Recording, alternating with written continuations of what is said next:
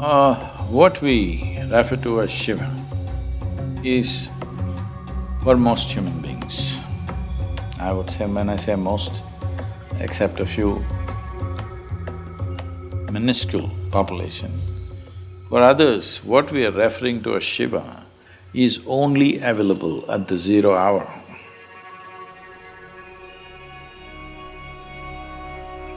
It is the midnight hour, not at the other times. If you have to know that dimension at other times, then there's a whole lot of stuff that you need to do with yourself. Otherwise, most people are simply not capable of touching that dimension. Now don't start sitting up in midnight and start doing things. As you know, Shiva has many forms. If he comes in certain forms, you can't deal with it either. It may be wonderful.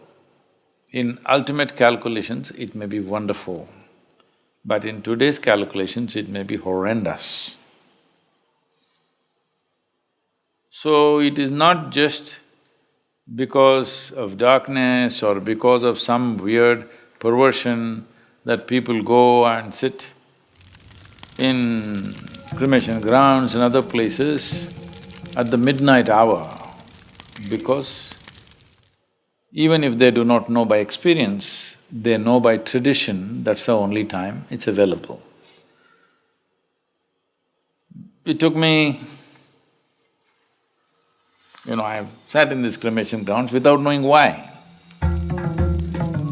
Just not knowing why I'm going there, it just drew me, always sitting there in the midnight. Not even because I was searching, simply because somewhere it intrigued me, what could be happening, these people who died. This happened to me when I was just 13 years of age.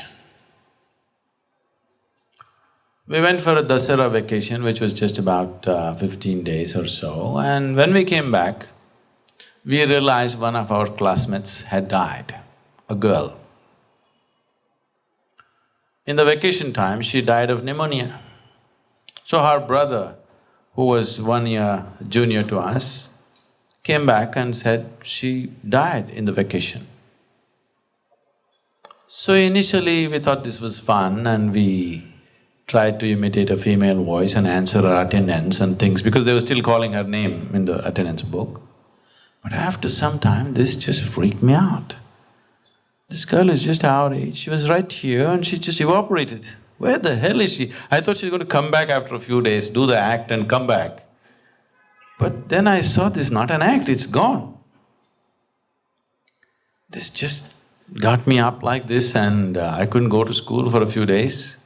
This is not something emotional or nothing, okay, I have nothing for that person as such, but just the intrigue that somebody who was real just like me, poof, search where you want. So I really wanted to know what the hell happens. It just so freaked my mind, I wanted to know. So I thought I'll go and see myself. Because I'm made like this, I want to go and see everything for myself. So I went and researched through my father's medicine cabinet. Then I found a bottle of barbiturates. Then I took them out, because it was opened, I counted, there were 98 of them. Then I just mildly inquired, how many does it take? They said an adult could die with 25, 30 tablets, they could die. Then I thought, I'm only 13, 98 is good enough. So I had lots of properties, many things, I won't tell you what all they are. I distributed all of them among my friends and I told a few of my friends, I'm going, I want to see what the hell this is. They thought I'm joking, they were happy I'm giving away things. They thought some nutcase is talking something. So I went home and I knew if I'm on an empty stomach, it'll be good, and I refused to eat my dinner. I said, I have stomach pain, I don't want to eat. And I swallowed 98 barbiturates and went to sleep.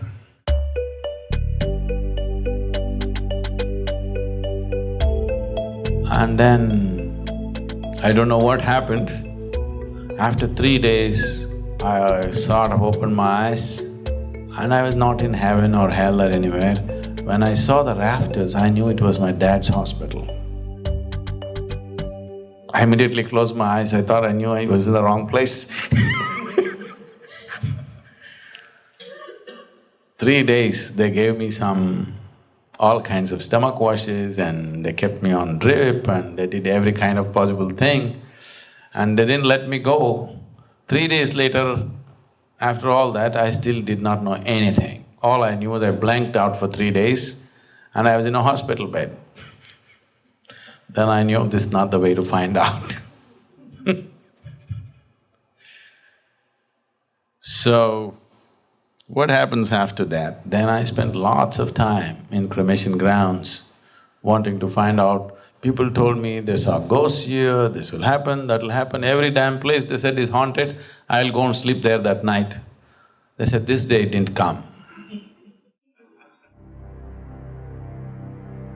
Some man says every Amavasya he goes and feeds blood to the ghosts and he shows me his finger is all worn out by cutting it every day, feeding blood to the ghost. I go with him Amavasya after Amavasya, that Amavasya it doesn't turn up. I went everywhere looking, all kinds of things. There is another man with black robes, I go into his… he takes me to his big kind of a shrine kind of place where so many bottles all corked up, tied with black cloth. He says he's trapped all ghosts in these glass bottles. I befriend him wanting to steal one bottle from him, but he was very guarded, he didn't let me take away one bottle. But not one ghost popped out of any bottle, Then I went and sat in cremation grounds hoping, here it must be, I want to look at the freshly dead, so that maybe when they burn it, it'll come out where it is, I want to see. So they said, if you put a nail in the tree, at 12 o'clock in the night, it will come. I went and nailed the damn tree every day. I'm looking at the watch and exactly 12 o'clock, turn, nothing came.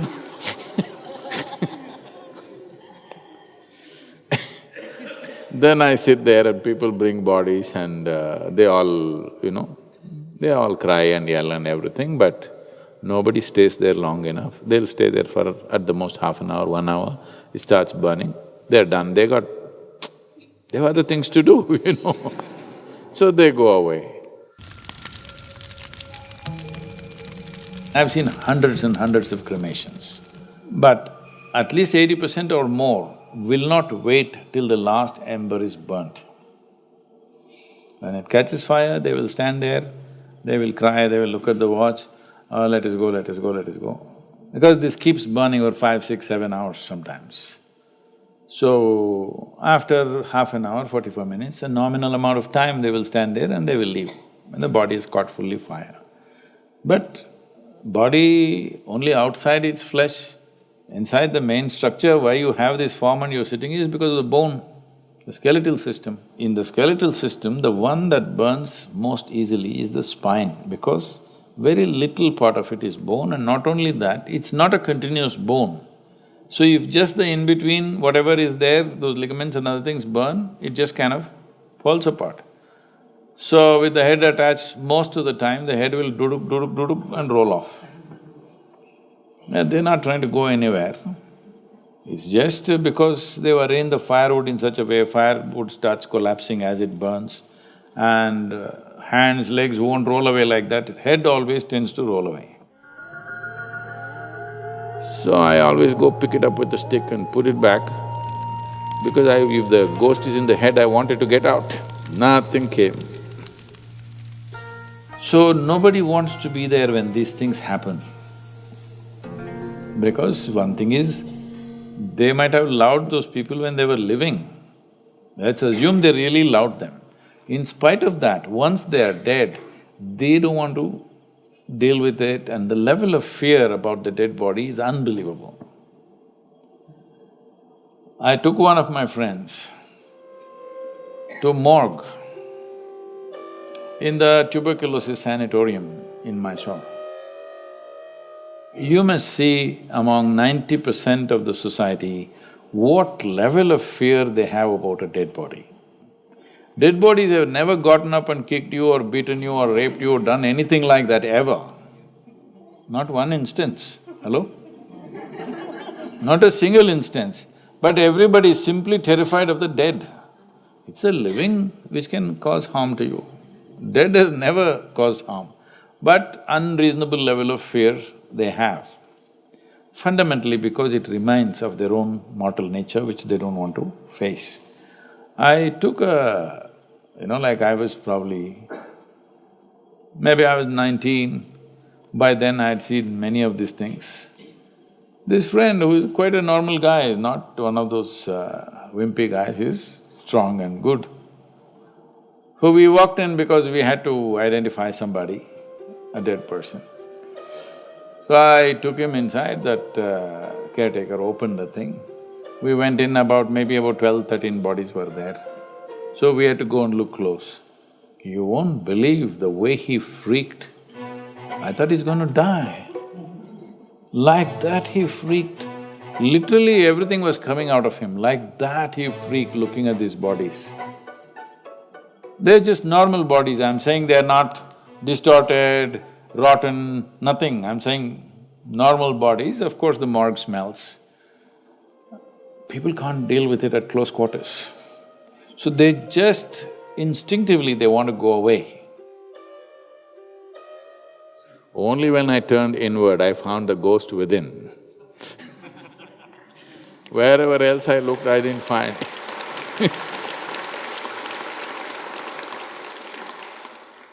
But this whole exercise of being in the cremation grounds, almost on a daily basis, got me one thing 100% clear: mortality.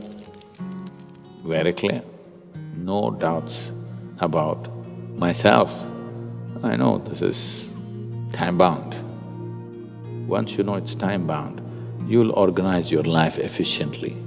You think you're here forever, so there is so much time to do so many things which are absolutely unnecessary for you. Right now, all kinds of idiotic things are done. So many unnecessary words, so many unnecessary actions, so many unnecessary ghosts created simply because you think you're immortal. If you knew experientially you're mortal, as you're sitting here, it's slipping away, your life, isn't it? Yes or no? As you sit here, it's slipping away. If you are conscious of this, do you have time to quarrel with somebody, do some other rubbish? No, you would do only what really matters to you. If every human being did what only really matters to them, this world would be a completely different place. So coming to terms with mortality is most important. At the earliest age, if you come to terms with mortality, it's best because you'll organize your life sensibly.